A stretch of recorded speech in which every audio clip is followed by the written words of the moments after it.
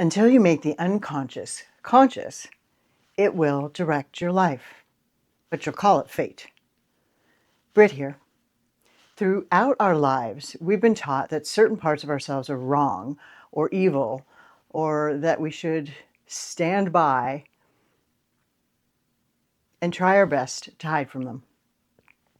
And many of us grew up hearing that we needed to crucify the flesh, deny ourselves, and cut off the parts that didn't fit into the good Christian box, you know? We've been conditioned to think that our darkness is a sign of spiritual failure. But the Bible reveals a powerful secret. And the psychologist Carl Jung called this hidden part of ourselves the shadow self. And that quote I began with was his. He warned us that by ignoring it, it only makes it more destructive. And while the Bible doesn't use that exact term, it points to the same truth, but with a divine solution. In the next few minutes, we're going to uncover 3 biblical secrets that show your shadow isn't something to be defeated, but something to be understood and integrated to fulfill your God-given purpose. This isn't just self-help. This is divine empowerment. The big misconception is that darkness is God's enemy. Well, that's not true. He already defeated the darkness. So let's go on to Genesis chapter 1. Before God said, "Let there be light," there was darkness. And when God created the light, it didn't eliminate the darkness. He separated it. He called the light day and the darkness night. And then the Bible says, God saw that it was good. He kept the darkness for night. This tells us something huge. God is not afraid of the dark, and we shouldn't be either. The psalmist declared this in Psalm. I think it was Psalm 139, and it says, "If I say, surely the darkness will hide me, and the light become night around me. Even the darkness will not be dark to you. The night will shine like the day, for the darkness is as light to you." Right? Luke 10:19 tells us that the Lord has defeated all the wiles of the devil, all the wiles of the darkness. Our God isn't just the God of our Sunday best. He's the God of your 3 a.m. anxieties. He isn't just the God of your wins. He's the God of your most hidden failures.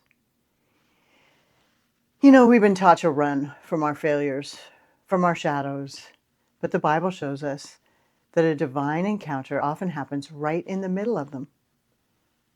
So how do we stop running and start reclaiming the power that God has hidden? The Bible gives us a roadmap with 3 profound secrets. Secret number 1, your shadow is your training ground. Here's the first secret. Your shadow is a place of preparation, not punishment. You know, those seasons where you feel most lost, most hidden, or ashamed, that's not wasted time. That's God's forge, shaping you into the warrior He created you to be. You know, for me, going through the valley of the shadow of death more than once, I remember a mentor telling me at one point when I thought I was just going to lose my mind, lose my friends, lose my job, lose everything from some bad decisions I made around driving. And at one point I had the nickname Mario Andretti. That gives you a little hint of what I'm talking about. You know, she said to me, "Britt, the sound of crashing glass around you, it's not actually your life turning upside down. It's your life turning right side up." Because I had to come to a place where I had to make a decision, where I had to change some behavior and learn to drive like a responsible human being. And not so selfish. I have to get there faster than everyone else. I have to know all the shortcuts. That's not a good thing. I'll just share that with you. Look at King David in 1 Samuel 22. After being anointed king, he's a fugitive running from Saul. And he hits rock bottom and hides in the cave. And it was a cave as a perfect picture of a shadow season. Dark, empty, and lonely. It would have been easy for David to assume God had abandoned him at that time. But in that cave, something incredible happens. And the Bible says, all those who were in distress or in debt or discontented gathered around him, and he became their commander. So in the shadow of the cave, David didn't just find shelter. He found his army. He walked in as a scared fugitive and walked out as a commander. The very place of his shame became headquarters for his future kingdom.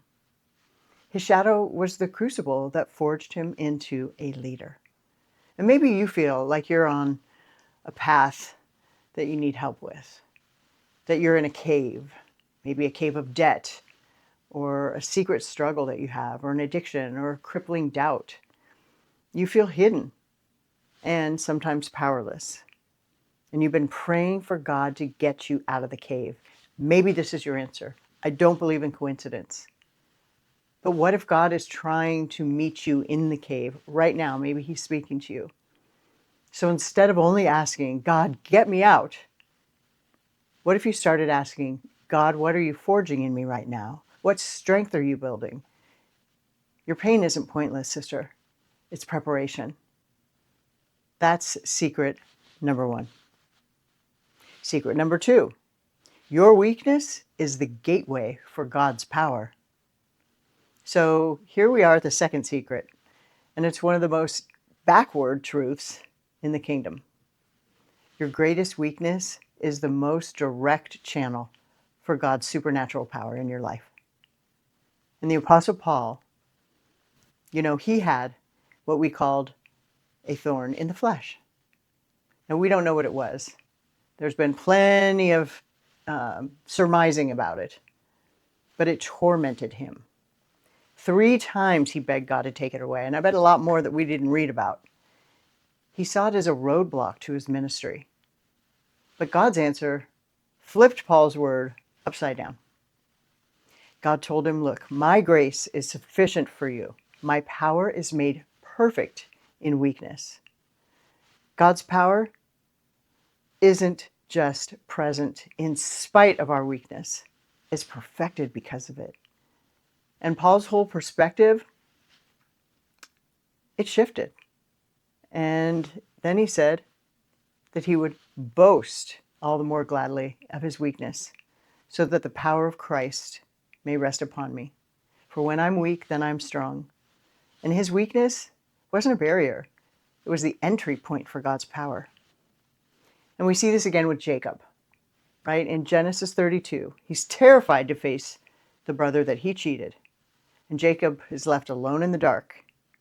There, a man appears and wrestles with him until dawn. And during the night, the man asks his name, and Jacob confesses Jacob, which means deceiver. And he's finally facing his shadow self. And at that moment, the man wounds his hip, leaving him with a permanent lip, a permanent weakness. What's your limp? I'll tell you, for me, I struggled with food for a long time. And I coped with life with food for a long time. And it was a prison. And I speak about that in future videos. But for the meantime, just consider it my prison that I laid down. And that actually became a strength. Because when I laid it down, when I faced it, when I took it out of the shadow and integrated it, took it into the light, now it's a superpower I have for helping women deal with life on life's terms, on God's terms. It's not as difficult as I thought. I was terrified I could never do life without the coping mechanism of food. And now I'm free from that. There's nothing like that. I don't know a woman who doesn't struggle with food at some point in her life. But I chased a rabbit, as my pastor would say. So I'm coming back to the topic. I'll just invite you in the future to check out my videos on that subject, because I want freedom for you as well. And I think your Savior does also. After Jacob struggled with his permanent limp, he's then blessed with a new name, Israel, meaning he strives with God. And Jacob limps away weaker in body, but stronger in spirit, with a new identity. And his wound became the mark of his transformation. So stop praying only for God to remove your weakness. That's a prayer from shame. Start asking Him to perfect His power in your weakness. That is a prayer of faith. I invite you to identify your from name and your limp that is the exact spot where God wants to pour out His strength in you. And if this is speaking to your spirit, just type amen in the comments, would you please? And if you're getting value from this, please consider subscribing. You know, we get into truths like this every single week. Okay, back to the secrets. Secret number 3, integration through light unlocks your identity. So, what do you do with the actual darkness? The sin, the shame. Secret number 3 is this. The goal isn't to destroy the shadow, but to integrate it by bringing it into the light. It may feel scary, just do it, because wholeness comes from bringing all parts of yourself together and into the light. And the Bible's model for this is confession and exposure. James 5:16 says, "Therefore, confess your sins to each other and pray for each other so that you may be healed." And the result of confession isn't condemnation, it's healing. And if you put your name and prayer requests in the comments, I promise you will be placed on my prayer list. Secrets kept in the dark, they fester and they gain power.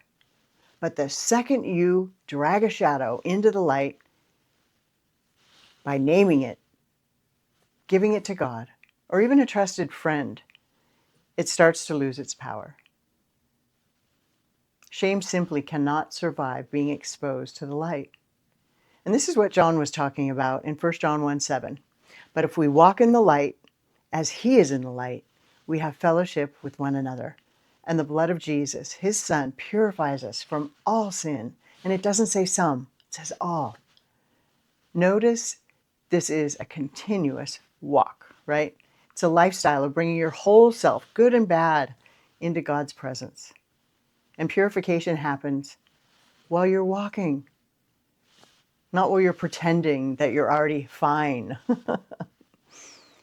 Psychology teaches that an unexamined shadow will actually control you. But you bring it into the light, and then you can learn from it. You learn from your anger instead of being controlled by it. You understand your fear instead of being paralyzed by it. This doesn't mean approving of the sin.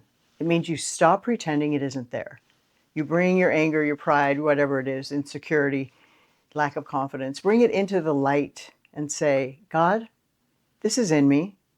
Please heal it, redeem it, and let your light shine through it.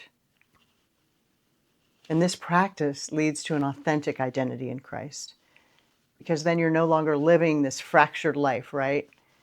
With a polished side and a different version for the outside world than the inside world, and a shamed shadow on the inside that sometimes you even hide from yourself. Then you become one, a whole person standing honestly before God. So let's put it all together. The 3 secrets we've talked about. First, your shadow seasons aren't a punishment. They're your training ground, just like that cave was for David.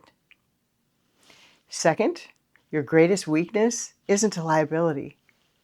It's the divinely chosen gateway for God's power, just as it was for Paul and Jacob. And third, the path to becoming whole isn't about destroying your shadow and everything that you're ashamed of, but integrating it by bravely bringing it into the light of God's grace. And for too long, we've been at war with ourselves, right?